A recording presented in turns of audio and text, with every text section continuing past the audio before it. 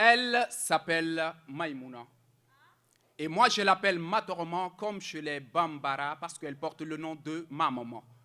Aujourd'hui, je vais vous dire quelques dates précises de notre aventure dans nos balades, promenades, marches et voyages dans les Gbaka et les Sotramas. Au fait, ma Matoroman, on s'est entrevus sur la route de Falaguet où elle attendait son Sotraman et moi aussi pareillement. Donc l'un à côté de l'autre, j'ai cherché les méthodes et les tactiques d'approche pour une belle fille comme Matoroman. Ce n'était pas un bon moment de drague, parce qu'il faisait environ 13h30 et moi demain, à l'ombre, 48 degrés. J'ai regardé prudemment dans ses yeux et j'ai remarqué ses cils clignotaient. Son visage peu froissé face au soleil, elle suyait comme si elle venait donc juste de prendre un bain. Je fais jeune fille en lotus, elle fait avec plaisir.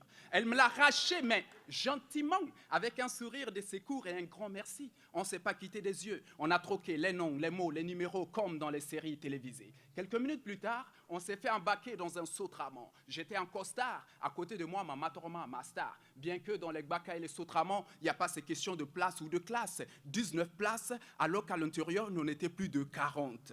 16h moins l'écart, dans un petit restaurant de la rue en face de Ganja Maurice Tanti. Dans mon petit calepin de souvenirs, j'ai souligné la partie. On a partagé un plat d'amitié. Tchéké, loco, poisson brisé avec beaucoup de piment à côté. Je l'ai chuchoté dans les oreilles joliment ce que je ressentais pour elle. Puis elle fait, hé, tu es vraiment pressé. On vient juste de se rencontrer. Et puis moi, j'ai quelqu'un dans ma vie. Est-ce qu'on peut rester amis? Donc elle attendait une réponse et bizarrement, j'ai commencé à couler de larmes sans savoir le pourquoi. Peut-être que c'est dû à ces phrases un peu décalées, mais non, c'est dû au piment, bien que le plat était appétissant. Heureusement pour moi, il y avait une belle chanson. Au fait, c'était Ismaëlo dans Tadjiboun. Et quelques minutes plus tard, elle fait « Eh, il faut que je rentre chez moi. Et passe-moi l'addition, c'est moi qui paye. » Avantageusement pour elle, sinon je ferais Jean-Michel Cancan. Donc, c'est un moment qui t'a dit de manger les plats des gens et puis après, elle a dit que tu veux rentrer chez toi.